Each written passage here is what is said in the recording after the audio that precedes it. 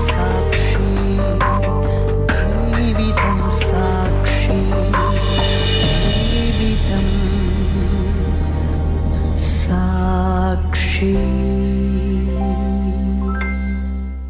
അമ്മ അവിടുന്ന് എന്നോട് പറയുന്നതാണ്, ആ കൊച്ചിനെ അബോർഷൻ ചെയ്ത് കളഞ്ഞ് ഈ ഭർത്താവിനെ ഉപേക്ഷിച്ച് വന്നാൽ ഞാൻ നിന്നെ സ്വീകരിക്കാം അന്ന് എന്നോട് പറഞ്ഞു. അപ്പം ഞാൻ ആലോചിച്ചു, മേഡം, ഞാൻ ഈ 7 മാസം ഇയാളുടെ കൂടെ ജീവിച്ചിട്ട് എന്നെ പൊന്നു പോലെ നോക്കുന്ന മനുഷ്യനെ ഞാൻ എങ്ങനെ ഉപേക്ഷിച്ചിട്ട് ഇവരുടെ കൂടെ പോകും? ഈ വയറ്റിൽ കിടക്കുന്ന കുഞ്ഞിനെ എനിക്ക് ഉപേക്ഷിക്കാൻ പറ്റുമോ? അങ്കിളിനെ കാണാനായിട്ട് ഞാൻ ശവപ്പറമ്പിലാണ് പോയത്. അവിടുന്ന് ഇങ്ങനെ അടക്കാനായിട്ട് ചെന്നപ്പോഴത്തേക്ക് എന്നെ ആ കുഴി തള്ളിയിടാൻ പോയത് എൻ്റെ അമ്മ.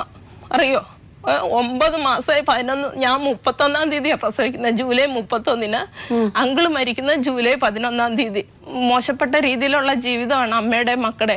അപ്പം പുള്ളിക്കാരൻ എന്നെ ചെയ്തു, അതൊക്കെ മൊബൈലിൽ എങ്ങനെയോ പിടിച്ചെടുത്തു. അതറിഞ്ഞതോടെ ആ മൊബൈലും അവരങ്ങ് തല്ലി തകർത്തു. ഇന്നിപ്പം പുതിയ വീട് പണിതുകൊണ്ടിരിക്കുക വീട്ടിൽ. അപ്പോൾ ആ പണിക്കാരുടെ മുന്നിൽ വെച്ചിട്ടാണ് ഈ മനുഷ്യന് പട്ടിക്ക് കൊടുക്കുന്ന പോലെ കഞ്ഞി ഇങ്ങനെ മേശയിലോട്ട് എറിഞ്ഞു കൊടുക്കുക. അതിലാകെ 4 വറ്റുണ്ടാകും അവിടുന്ന്. അതിൽ പകുതിയും മേശയിൽ വീണു പോകും അവിടുന്ന്. ഈ പണിക്കാർ തിന്നിട്ട് എണീറ്റ് അവർ പാത്രം എടുത്തുകൊണ്ട് പോയി കഴുകിയ ആ മനുഷ്യൻ കുടിച്ചിട്ടുണ്ട്, പാത്രം എടുത്തുകൊണ്ട് പോകുകയോ ഇല്ല. ഈ കഞ്ഞി പട്ടിക്ക് കൊടുക്കുന്ന പോലെ ഇങ്ങനെ അങ്ങ് എറിഞ്ഞു കൊടുക്കുന്ന പറയുന്നത്. അമ്മയും മോളൂടെ ചേർന്നിട്ട് എന്നെ ചെയ്തു, പുറത്ത് കിടന്ന കുറേ കുപ്പിച്ചില്ലുകൾ വാരിക്കൊണ്ട് വന്ന് റൂമിൽ കൊണ്ടുവന്ന് പൊടിച്ചങ്ങോട്ട് വെതറിട്ട് പറഞ്ഞു, നിങ്ങളങ്ങോട്ട് കിടക്കാൻ പറഞ്ഞു. എന്നിട്ട് ഈ മനുഷ്യൻ എന്നിട്ട് ഒന്നും മിണ്ടിയില്ല അവിടുന്ന്. സ്വന്തം അമ്മയും സഹോദരിമാരും വളരെ ക്രൂരമായി ഉപദ്രവിക്കുകയും വാക്കുകൾ കൊണ്ടും പ്രവൃത്തി കൊണ്ടും അങ്ങനെയൊക്കെ ചെയ്ത് എങ്ങനെയോ ഈശ്വരൻ്റെ കൃപ കൊണ്ട് നല്ലൊരു മനുഷ്യനെ കല്യാണം കഴിച്ച് ആശ സെറ്റിലായി. ആശയുടെ കഥ നിങ്ങൾ കേട്ടു. പക്ഷെ ആശയുടെ ദുഃഖം, അവരിൽ നിന്നും അതിനേക്കാൾ ക്രൂരമായ പീഡനങ്ങളേറ്റ് സ്വന്തം അച്ഛൻ ഒരു വീട് പോലും ഇല്ലാതെ, കിടപ്പാടമില്ലാതെ, ആഹാരമില്ലാതെ നടക്കുന്ന ഒരവസ്ഥ, അതിൽ നിന്നൊരു മോചനം വേണം എന്നുള്ളതാണ് ആശയുടെ ആവശ്യം. അപ്പോൾ ഇതുവരെ നമ്മൾ അദ്ദേഹത്തെ കണ്ടില്ല. ദേവസ്യ അദ്ദേഹം ഇതോടെ വന്നിട്ടുണ്ട്. കല്യാണം കഴിഞ്ഞിട്ട് എത്ര വർഷമായി? കല്യാണം കഴിഞ്ഞിട്ട് 32-33 വർഷത്തോളമായി. 81 മെയ് 18-ാം തീയതി കല്യാണം കഴിച്ചതാ. അപ്പോഴൊക്കെ പിന്നെ അത് കഴിഞ്ഞതിന് ശേഷവും കുഞ്ഞുങ്ങളായതിനു ശേഷവും ഒക്കെ ഭാര്യയായിട്ട് വളരെ സ്നേഹവും നല്ല രീതിയിലാണ് കുടുംബം നടന്നു പോയത്. നല്ല രീതിയിൽ തന്നെയാണ് പോയത്. അല്ലെ, അവരുടെ വീടും വീട്ടുകാരും ഒക്കെ എവിടാ? അവരുടെ വീട്ടുകാര് എന്ന് പറയാനായിട്ട് എല്ലാം നമ്മുടെ അടുത്ത് തന്നെയാണ് ഉള്ളത്. അവർക്കാർക്കും ഈ കല്യാണത്തിൽ അങ്ങനെയുള്ള പ്രശ്നങ്ങളൊന്നും ഇല്ലല്ലോ? ആലോചിച്ചുറപ്പിച്ച കല്യാണമല്ലേ? ഒന്നുമില്ലായിരുന്നു. ഈ ഗൾഫിൽ പോകുന്നതിന് മുൻപ് നാട്ടിലായിരുന്നു ജോലി? നാട്ടിൽ എനിക്ക് മേസ്തിരിപ്പണിയാണ്. എന്നിട്ട് ഗൾഫിൽ പോയിട്ട് ഈ സമ്പാദിച്ച പൈസയും അതിൻ്റെ കാര്യങ്ങളൊക്കെ അവരുടെ പേര് അയച്ചു കൊടുത്ത് എന്ത് ഈ വസ്തു വാങ്ങിക്കുമ്പോൾ ഒരിക്കലും ഇങ്ങനെ ഒരു ചതിവ് പറ്റുമെന്ന് നിങ്ങൾ വിചാരിച്ചില്ല?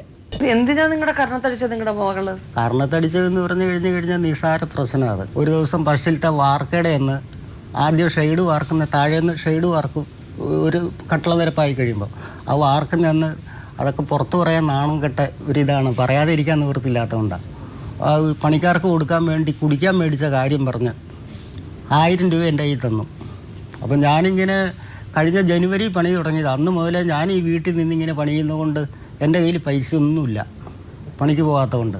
എനിക്ക് അത്യാവശ്യം ഞാൻ പുക വലിക്കുകയൊക്കെ ചെയ്യുന്ന ഒരാളാണ്.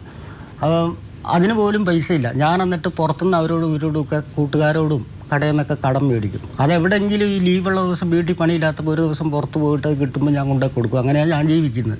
എന്നാലും ഞാൻ വീട്ടിൽ നിന്നൊന്നും ചോദിക്കില്ല. എന്നിട്ട് എൻ്റെ കയ്യിൽ അന്ന് 100 രൂപ കാശുണ്ട് കയ്യിൽ, ബാക്കി ഞാൻ ഈ പണിക്ക് പോയി കിട്ടിയതിൻ്റെ. ആശ പരാതിപ്പെട്ടിരിക്കുന്ന അറിയാമല്ലോ ദിവസയ്ക്ക്. നിങ്ങൾക്ക് ഒരു കയറിക്കിടക്കാടം, നിങ്ങൾ അധ്വാനിച്ച് കഷ്ടപ്പെട്ട് ഉണ്ടാക്കിയ പൈസ കൊണ്ട് വാങ്ങിച്ച ആ വസ്തു, അതിനകത്തൊരു 10 സെന്റും ഒരു ചെറിയ വീടും നിങ്ങൾ വെച്ചത് തന്നെ ഉണ്ട് അവിടെ. ഇപ്പോൾ അതെങ്കിലും നിങ്ങൾക്ക് കിട്ടണം, അതല്ലേ ആശയുടെ ആവശ്യം? തീർച്ചയായിട്ടും അല്ലേ? ആശയ്ക്ക് എന്തെങ്കിലും കിട്ടണമെന്നുള്ള നിർബന്ധം അല്ല ആശ പറയുന്നത്. വൈഫിന്റെ പേരെന്താ പറഞ്ഞേ? കുഞ്ഞുമോള്. അവരെ ഫോണിൽ കിട്ടുമെന്ന് നോക്കാം. ഹലോ, കുഞ്ഞുമോളാണോ? കുഞ്ഞുമോളെ, ഞാനേ ജീവിതം സാക്ഷി എന്ന് പറഞ്ഞ പരിപാടിയിൽ നിന്നാ വിളിക്കുന്നതേ. ഉർവശിയാണ്. ഇവിടെ ആശയും ദേവസ്യയും വന്നിട്ടുണ്ട്. ഇവിടെ ഇരിപ്പുണ്ട് അവര്.